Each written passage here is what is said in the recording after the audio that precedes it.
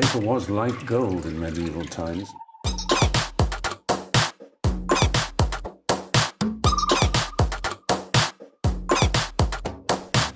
Oh, not tobacco, sugar.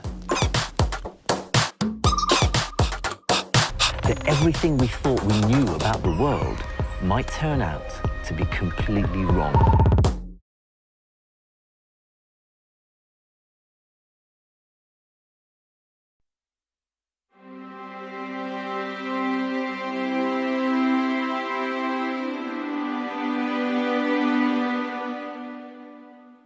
The Amazon River is an extraordinary force of nature.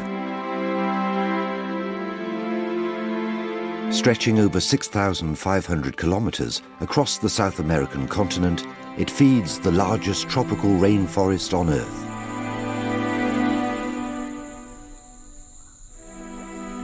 Its waters contain a greater variety of fish than the entire Atlantic Ocean. Not only is this the richest river on Earth, it is also the mightiest. Up to 100 meters deep and 40 kilometers wide, it carries more water than any river in the world. This precious resource has never been tamed by man. From source to sea, not a single bridge crosses its waters, not a single dam halts its flow. But while the river cannot be controlled, it could be destroyed. Today, commercial development is killing the wilderness which protects the Amazon, and its future hangs in the balance. The crucial question now is, how long can this great river continue to run wild?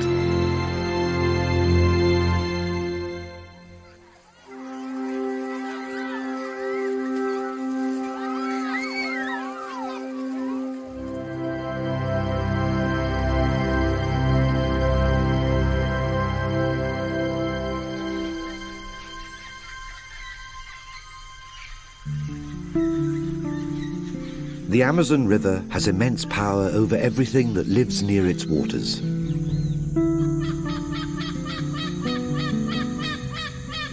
Though it flows through one of the most remote regions on Earth, 7 million people have made their home on the riverbanks. From isolated village to bustling metropolis, none of those who live near it can control the force of the Amazon. They have simply adapted to a life determined by the river. The power of its waters and the remote landscape through which it travels have for centuries protected the Amazon from man. Until recently, this rainforest was believed to be one of the world's most stable environments.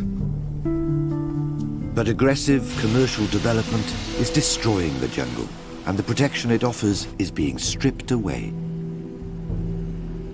Today, the delicate eco-balance of the region is being pushed to the point of no return. The Amazon River, its wildlife and its people are vulnerable as never before.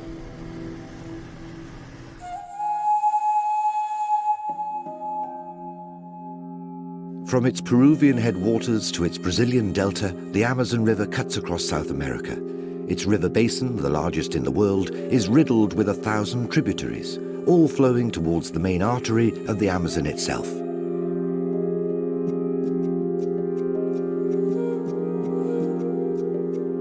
While its glacial source lies high in the Andean mountains of Peru, the Amazon story proper begins here, over 1,800 kilometers downstream, where the Ucayali and Marañón rivers meet. Only at this confluence in the Peruvian rainforest does the river take on the name Amazon.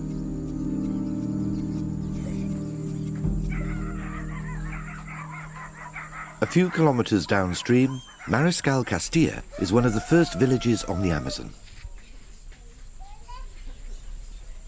The Peruvian name for these villagers is Ribereños, literally meaning river people. Of Spanish and Indian descent, the Ribereños are not indigenous to the rainforest, but have adapted to live at the water's edge and developed an intimate relationship with the natural environment.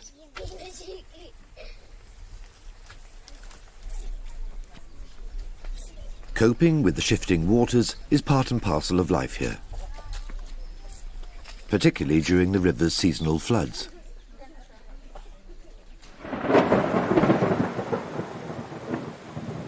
In the wet season, increased rainfall over the forest dramatically increases the amount of water in the river.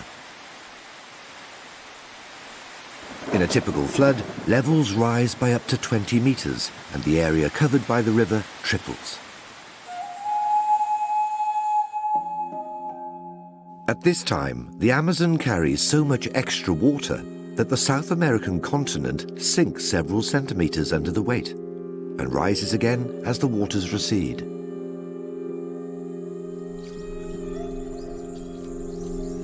It is this immense fluctuation in flow which makes the Amazon impossible to control.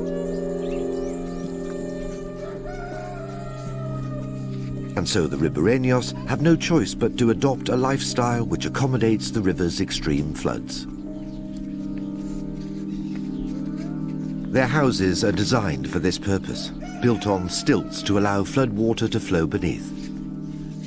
But this is not always enough to keep them safe. For not only does the Amazon flood, it changes course so dramatically that a village could suddenly find itself at the bottom of the new river channel.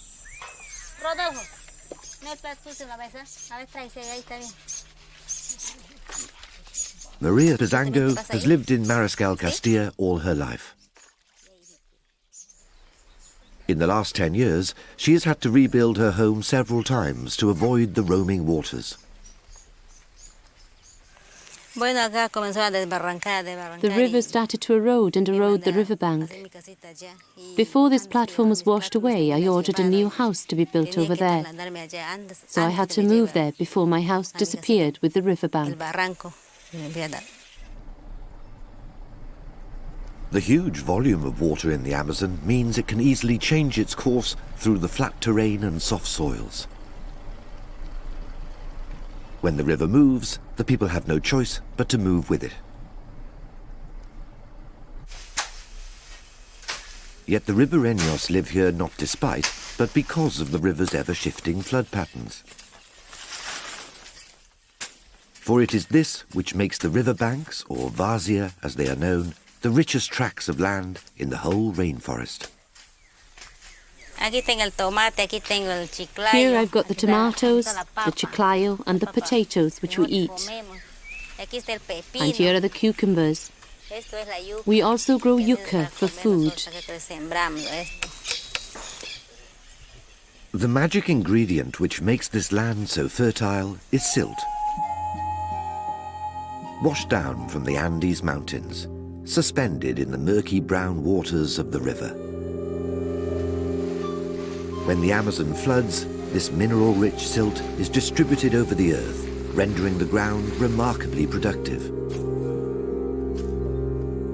These varzea floodplains can support continuous agriculture, albeit on a small scale.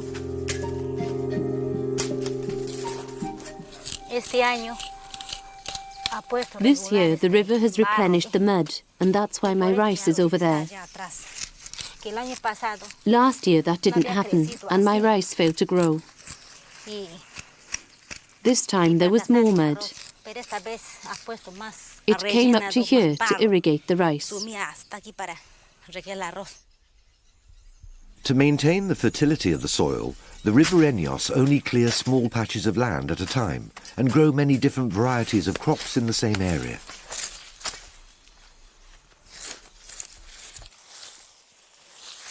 As well as providing fertile soil, the river also provides fish to eat, and the locals have developed unique ways of catching them.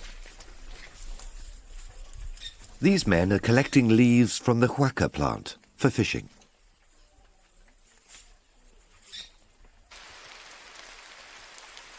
First, the huaca leaves are crushed to release their juices.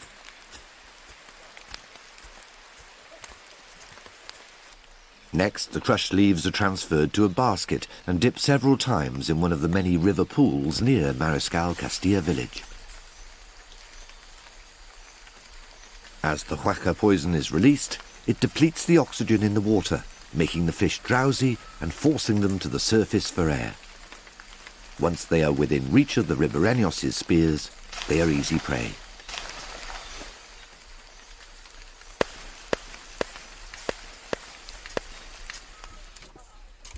To survive on the riverbank, the Ribereños have come to develop a deep understanding of the river and to accept that it holds absolute power over their destiny.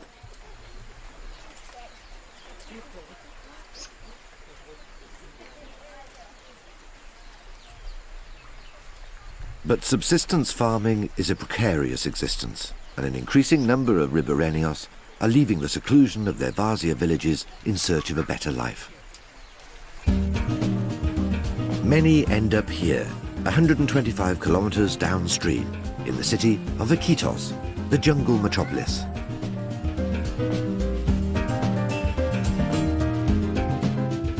Perched at the junction where the Amazon meets two major tributaries, Iquitos has 400,000 residents.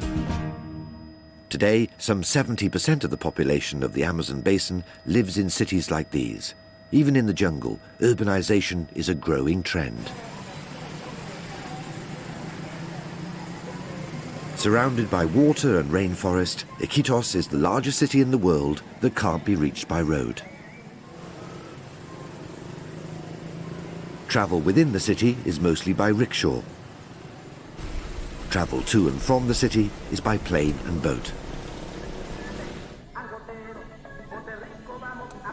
Even though it is over 3,700 kilometers from the sea, Iquitos is saved from total isolation by the water highway that is the Amazon River.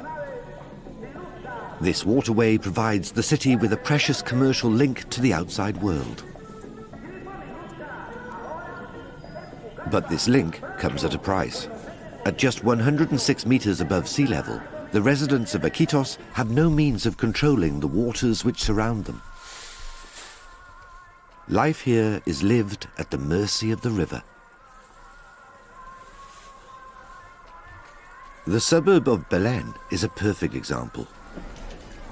During the wet season, Belén can only be reached by boat. Many of the houses here are built to float on the rising waters. Houses that don't float are designed to be flooded. Families who live in these two-story homes move their possessions to the upper levels during the wet season, allowing the ground floor to be swallowed up by water. When the floods have receded, the family claim back that half of their home, only to give it over to the river again next year.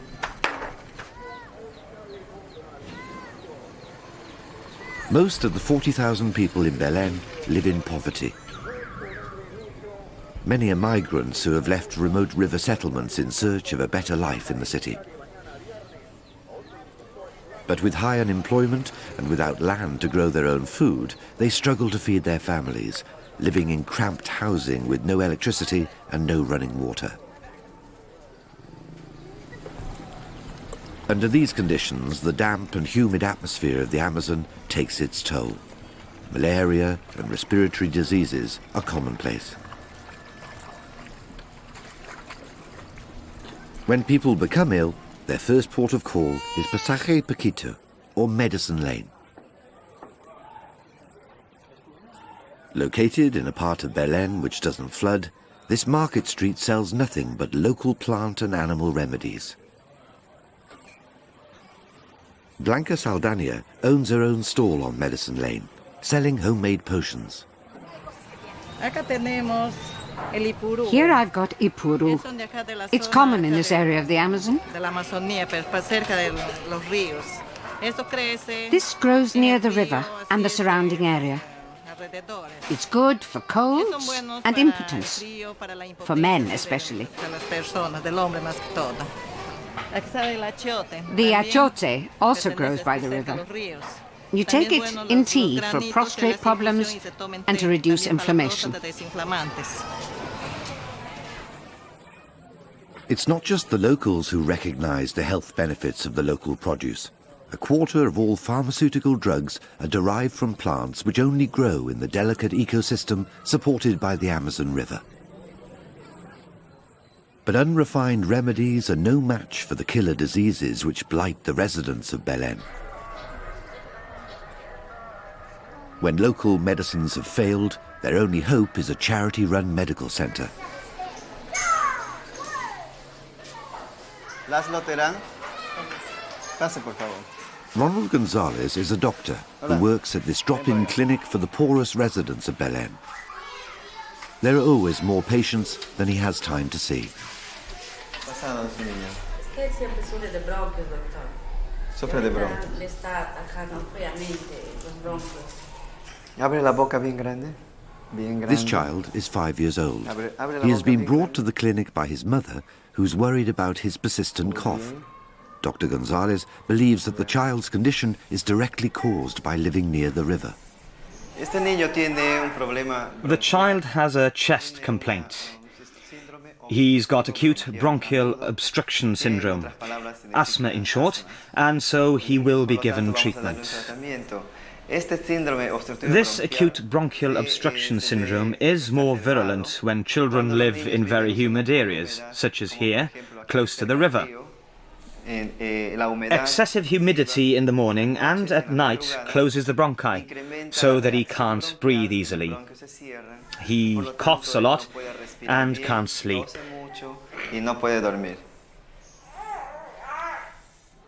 But perhaps the greatest danger to people's health is not the air, but the water itself, as the river in Iquitos is increasingly polluted. In these shanty towns, there is no sewer system to deal with the waste produced. Latrines empty into the river canals. During the dry season, people walk the plank along the wooden pathways to avoid the human excrement which flows beneath. During the floods, the waste gets carried by the river into people's houses. What's more, the poorest residents of Iquitos have no piped drinking supply. They're forced to use the untreated river or rainwater for their daily use, to disastrous effect. Child mortality rates in Belém are shockingly high.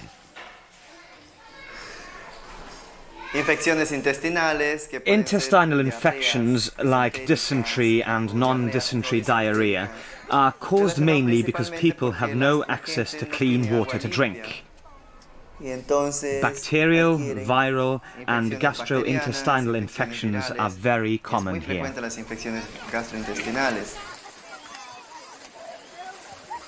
It's ironic that though the Amazon carries more fresh water than the combined capacity of the next 8 largest rivers on Earth, people who live on its banks don't have clean water to drink. Yet the river itself is largely to blame, for the Amazon floods and changes course so dramatically it can't be relied upon to provide a piped water supply. In the last few years, the river has moved away from the centre of Iquitos. What was deep water one year became dry riverbed the next.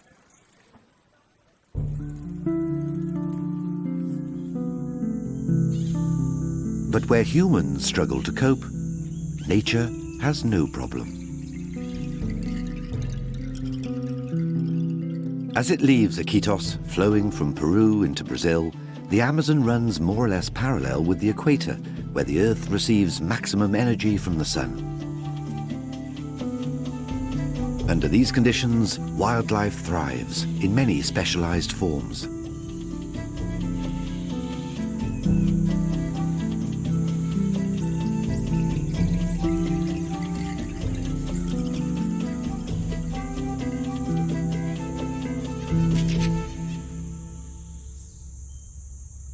The Amazon's flooding creates a unique environment to which nature adapts in the most remarkable way. The flooded forests are a great example. These waterlogged jungles occupy swathes of land up to 20 kilometers either side of the river. During the wet season, the soil in which these plants grow is underwater. The smaller trees are completely submerged. To survive, they grow roots up to 20 meters long, anchoring themselves against the force of the floods. Some trees even grow new roots, reaching down from their branches to absorb nutrients from the water.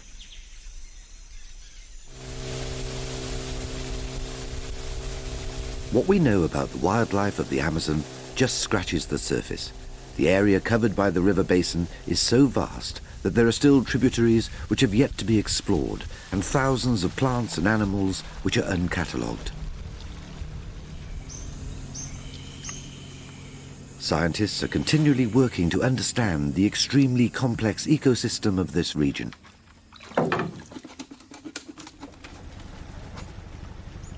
One of the Amazon's many wildlife research projects is based here, at the Parana Reserve in the middle reaches of the Amazon. Working from a floating laboratory, Maria Suarez is director of the operation. We measure and weigh the fish. First we weigh it, then we measure it and remove the stomach, so we have an idea of what its feeding habits are. This information is very important, as the main aim of the project is to compile and compare data.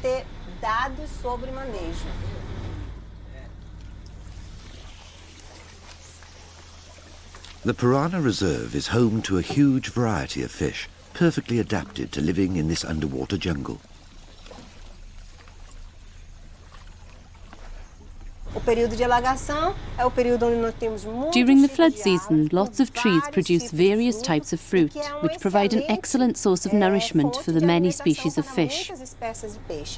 Here, for example, is a tarumá fruit in the stomach of a sardine.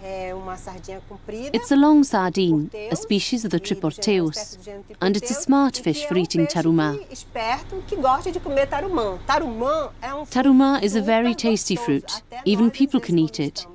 It's sweet and tasty, and the tree itself is also beautiful.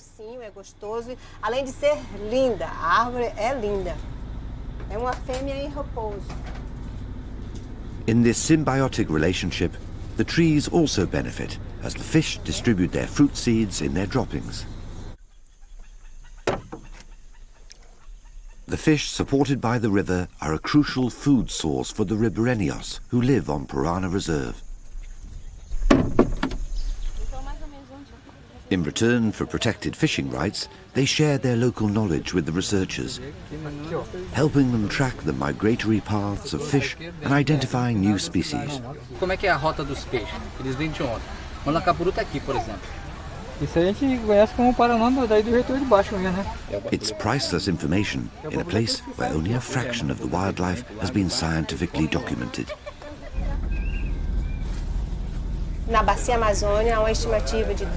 In the Amazon basin, there are currently 2,000 museum-catalogued species. But we can conservatively estimate that there are, in fact, some 3,000 species. Why is this a conservative estimate? Because there are still a lot of narrow river channels and river pools that have not yet been surveyed.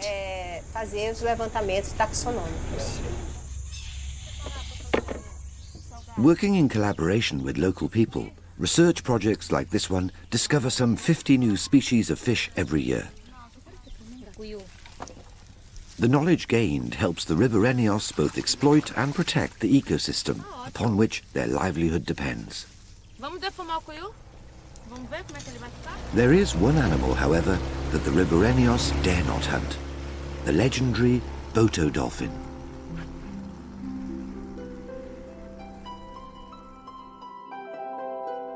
Up to 3 meters long and weighing some 90 kilos, the Boto vary in color from gray to pink. With a brain 40% larger than humans, they are supremely intelligent and naturally playful.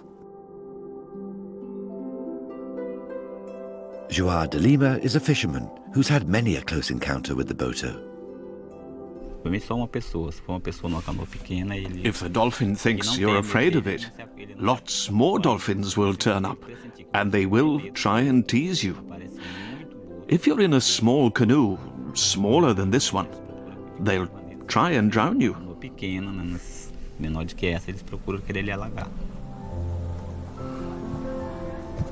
The dolphin's mischievous nature has fueled all kinds of local myths. Rumour has it, at night, the Boto emerge from the river to court local women. Yes, it appears like me in the form of a male, a physical body. It approaches women, and believe me, this is true, it really happens. Even here, it has happened. Often, they take advantage of women when they're vulnerable.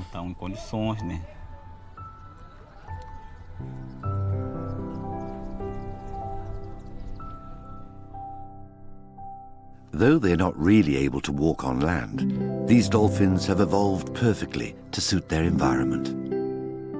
Practically blind, since there's not much to see in the murky river waters, they hunt their prey with sonar detectors and have a flexible backbone to weave their way through underwater vegetation.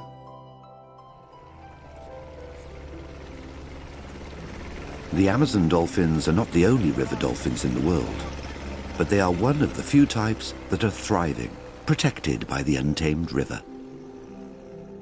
In the remote Piranha Reserve, the Boto and the fishermen have developed an understanding.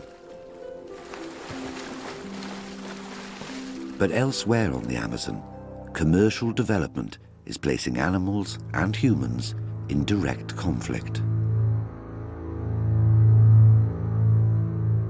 Some 4,000 kilometers downstream of its source, the Amazon approaches its largest tributary confluence. Here, the dark and clear waters of the Rio Negro join the muddy flow of the Amazon. For 11 kilometers, the black and brown waters flow side by side, before finally mingling to create the largest river in the world. Over 8 kilometers wide and 100 meters deep, at this point, the Amazon is a trade superhighway along which products can be exported from the heart of the rainforest directly to sea. Upstream of the confluence, the city of Manaus is perfectly positioned to take advantage of the river's commercial potential. Today, Manaus is a trading point for all kinds of cargo. In the early 20th century, however, rubber was the key commodity to be exported through these docks. Tapped from the rainforest, the rubber was shipped down the Amazon from Manaus to anywhere in the world. In those days, Manaus was known as the Paris of the tropics. The ruined old buildings in the city centre are a reminder of the immense wealth which rubber once brought. But the glory days were short-lived. In less than 30 years, the Amazon rubber industry went bust as rival plantations opened in Asia and synthetic rubber became available. To help Manaus reinvent itself, the Brazilian government have declared it a duty-free zone. Consignments in and out of the city are tax-exempt, encouraging international investors to set up here.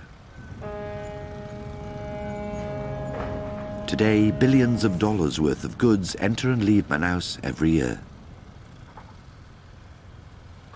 This commerce attracts thousands of new migrants to the city, all hoping to share in the wealth which the river brings. To accommodate the growth, Manaus's city limits are expanding further and further into the surrounding rainforest, encroaching on the wilderness and its wildlife.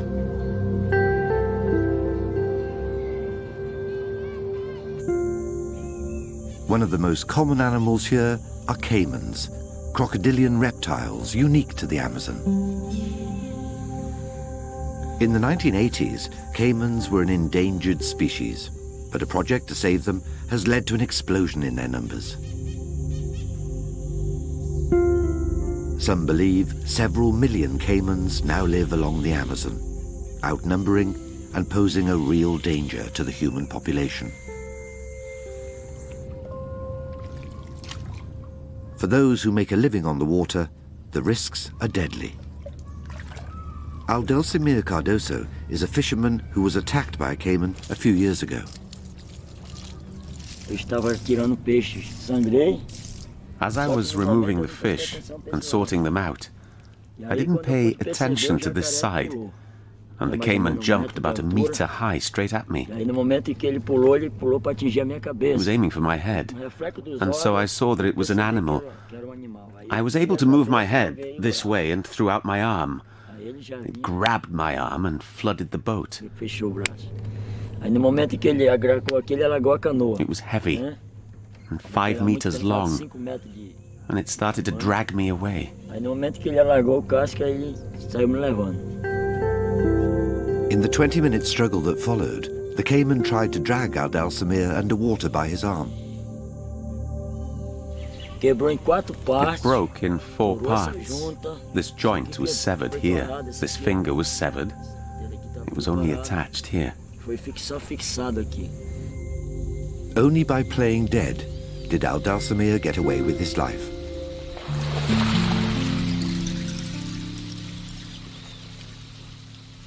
But it's not just fishermen who are now at risk, for as the number of caimans increase and as Manaus expands, animals and humans compete for living space. The narrow river canals which flow through Manaus's suburbs are a great example. Here, the caimans thrive among the urban waste. But many people also live next to the canals. It's a situation which is bound to lead to conflict. Cynthia Martin owns a restaurant which backs onto one of the many river canals.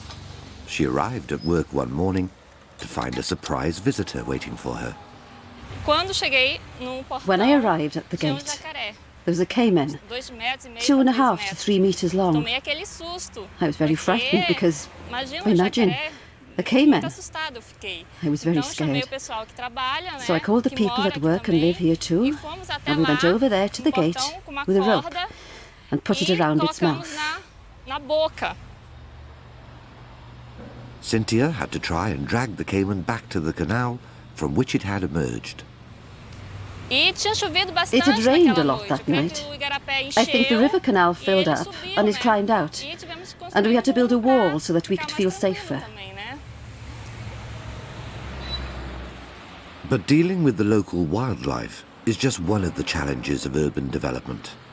For as its economic revival continues, Manaus's electricity needs are also increasing.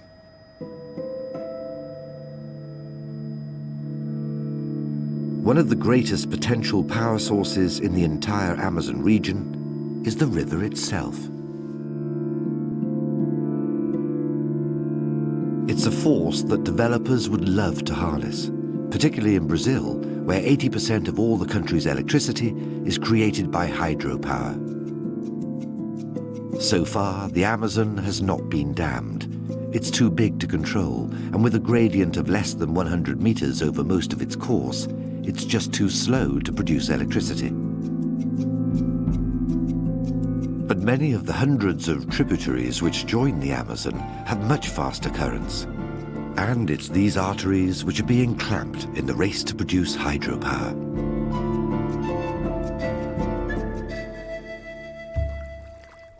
Some 150 kilometers east of Manaus, on the Watumia tributary of the Amazon, is Balbina Dam. Today, the lake formed by the dam looks beautiful and tranquil. But in the 1980s, when it was built, it caused so much environmental damage that Balbina was dubbed one of the greatest errors ever committed in the Amazon. Its story sounds a terrible warning of the dangers of damming a river in the rainforest.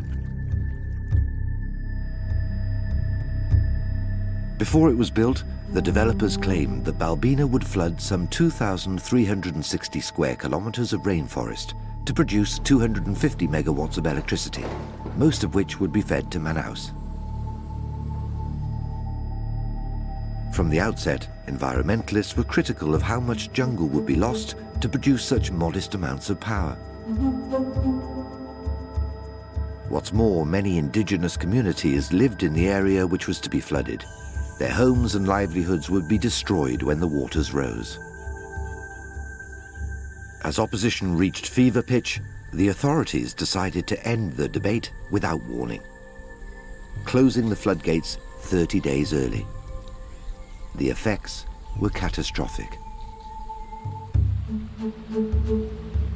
The engineers grossly underestimated the area which would be submerged. When the floodgates closed, the water spread out everywhere over the flat landscape.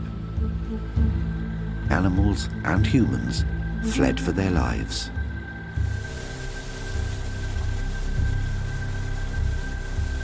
Elidio da Silva is one of the local people who witnessed the carnage.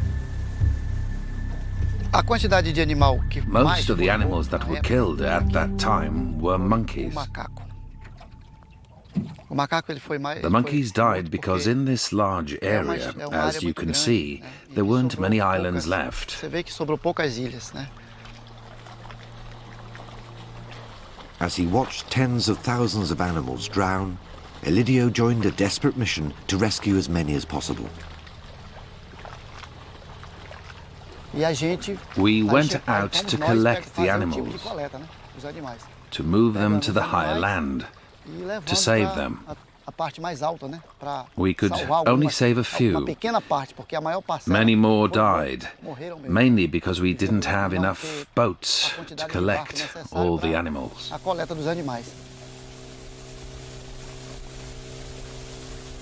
Not only was the habitat destroyed, so too was the water. For in the haste to fill the dam, the area had not been cleared of jungle. As the trees rotted down, the reservoir became slick with scum, killing the fish and poisoning the local drinking supply. The water was so bad, we couldn't drink it. So the company provided some water wells, but they weren't proper wells. It was just a gesture to keep the people happy.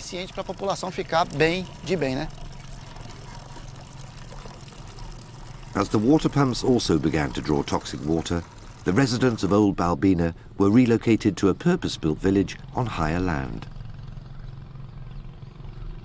Here they remain today, surrounded by modern amenities, but deprived of their traditional way of life. In the new Balbina, unemployment and alcoholism are high. Despite the lessons of Balbina, there are many more dams planned for the Amazon basin as South America's energy demands increase. But in recent years, the region has seen dramatic changes in climate, which threaten to put a halt to all hydropower plans.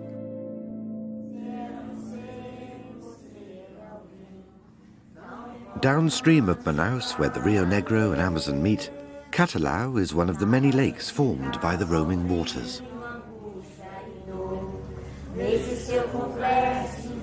Though they have no running water or electricity, the community which lives here are used to coping with life on the river. Every house in the village is designed to float.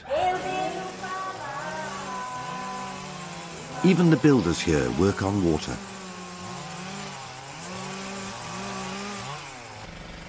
But in 2005, life changed in a way these villagers could never have imagined.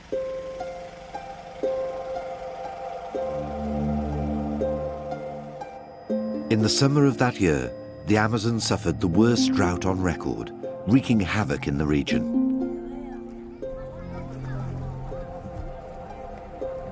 On Lake Catalão, the residents found themselves totally isolated. Raimunda Viana remembers the effect it had on the community.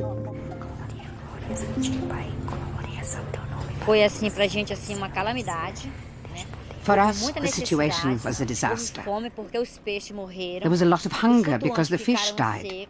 The floating houses were stranded, there was no water, and we had to walk to get to the river. We had to carry water on our heads and bring it back for washing and drinking. The villagers became desperate as the shrinking waters filled with dying fish. When their food and water supplies dwindled to nothing, the people congregated every day at the church to pray for an end to their suffering. So we begged God to send rain. And when the rain came, people would be by the gutter, collecting the water in little bowls from the gutter, just for something to drink, and to avoid carrying the water in the hot sun. The situation was the same all over the Amazon. River waters receded so far that boats became stranded. There were even stories of fish being cooked alive in the heat of the shallow waters. As the river dried up, the jungle suffered too, transformed from wet sponge to tinderbox. An area of more than 1,000 kilometers square was lost to forest fires. The smoke prolonged the crisis, inhibiting the formation of clouds and making the drought worse. E o Espírito Santo se move em você. Você tem o valor. When their prayers were answered and the rains eventually arrived, the people of the Amazon assumed the drought of 2005 was a once-in-a-lifetime event. But a year later, the droughts returned. As a pattern emerges, scientists are beginning to question why this river is suffering such unprecedented change.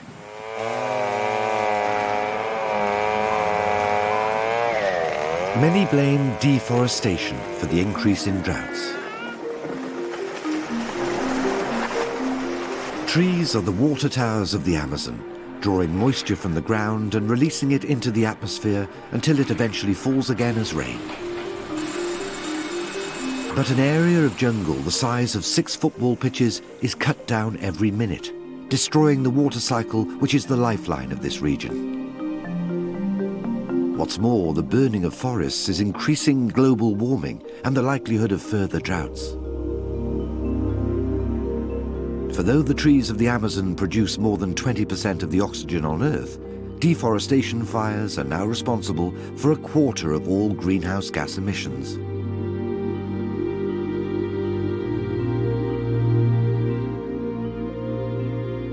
For the river, the crisis is even more immediate, as most of its water comes from precipitation.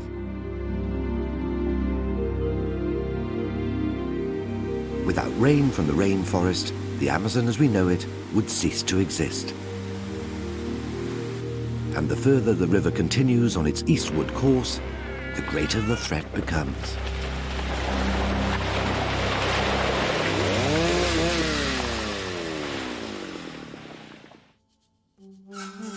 "200 kilometers downstream of Manaus is the city of Santarém. Positioned at the confluence of the Tapajos and Amazon rivers and fed by thousands of kilometers of jungle highway, Santarém is a vital export terminal for rainforest products. From the city docks, it's a straight 1,300 kilometers along the Amazon River to sea. Of all the cargo processed here, the most profitable is soya. Ships laden with soya beans sail from Santarém directly to Europe and the United States, where the soya is used to feed animals destined for the supermarket and fast food chains. But this seemingly inert cargo poses a deadly threat to the Amazon and to the people. For soya is now the main engine of deforestation in the whole region. 1,200,000 acres of prime rainforest have been cut down to make way for the crop. Much of the jungle being cleared is home to indigenous tribes and traditional communities. But the massive profits to be made mean that some developers will stop at nothing to get their hands on new land. Those who stand in their way risk being gunned down. It's a fact which Maria dos Santos knows only too well. As president of the Workers' Union, she has received several death threats for defending the rights of local farmers against the soya magnates. For the last 2 years, she's been protected by 24-hour armed guard. What moves me is knowing that people are slowly getting their rights. It's about facing, fighting. Maybe it wouldn't be dangerous if we didn't want to face the enemy, but we decided this was the approach the union would take. Soya is a relatively new threat to the Amazon.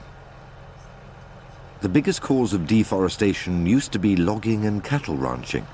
Recently, however, developers realized that the vast tracts of land available here were ideal for the production of soya, which is only profitable when grown in huge quantities.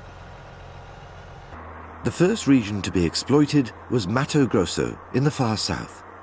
But it was only a matter of time before the soya magnates arrived in Santarém. By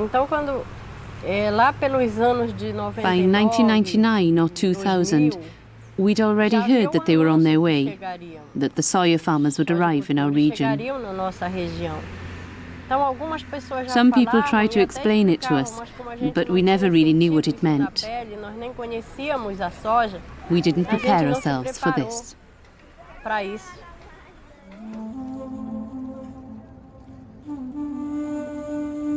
The most obvious symbol of soya's arrival in Santarém was the construction of the privately owned export station next to the city docks. Built without planning permission, the legality of this station is still being debated in the courts. The first Santarém's residents knew of it was when the city beach was suddenly replaced by an immense industrial platform. Soon after, however, the implications hit home as local farmers were forced to sell their land to the more unscrupulous soya magnates. Since most rural workers had no documents to prove they owned their farms, making them sell was relatively easy. So they would register the land, and then they'd say to the people living on it, look, now we have this documentation, either you accept our offer or you leave with nothing.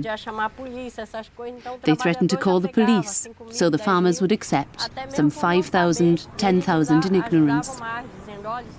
They'd even say to him, look, you can go to the city and buy a house there, and you'll have a better life. You can watch TV and leave this wilderness which has no electricity. And so the people would fall for this con. Many of the rural migrants come here to Santarém's shantytown suburbs.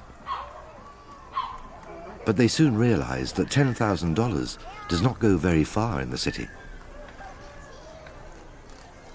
In the countryside, they could grow their own crops for food and profit, whereas here they have nothing to create an income. These back streets are full of desperate families who have lost everything to the greed of the soya industry. These are the kind of people Maria tries to help. Among them is a woman who doesn't want to be identified for fear of her life. 5 years ago, she and her husband fled to the city when their rural village was burned to the ground by guerrillas working on behalf of the soya magnates. When we got to the city, God gave us this place, and the people here helped us. This hut was built by the people. After reaching the city, however, her husband took part in a compensation claim against the soya farmers. Now, he has a price on his head. When I used to walk through the city, people would say to me, they are making plans to kill your husband. I was in such a state that I couldn't eat anymore. When my husband came here, I asked him to stop everything. The poor can't challenge the rich, because the rich have money to kill people. You might as well already be dead, I used to say to him.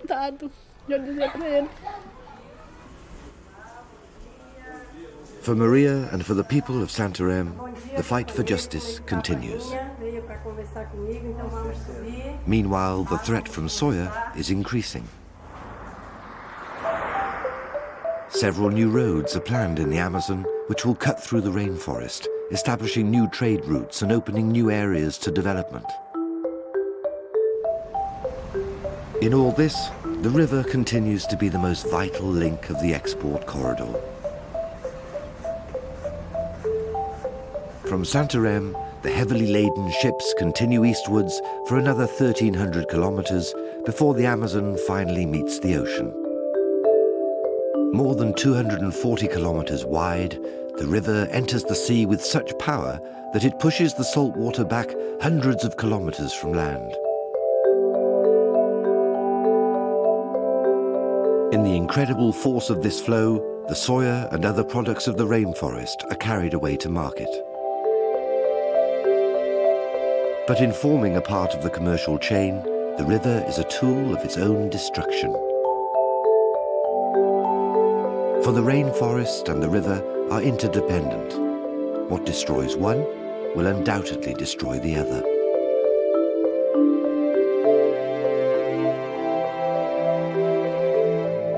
Today, the Amazon River still carries 1/5 of all the world's fresh water. For the people who live near it, the river still dictates the place and pace of life. But it's clear that the Amazon can no longer escape the influences of the modern world. For how long the last great untamed river on Earth will continue to run wild remains to be seen.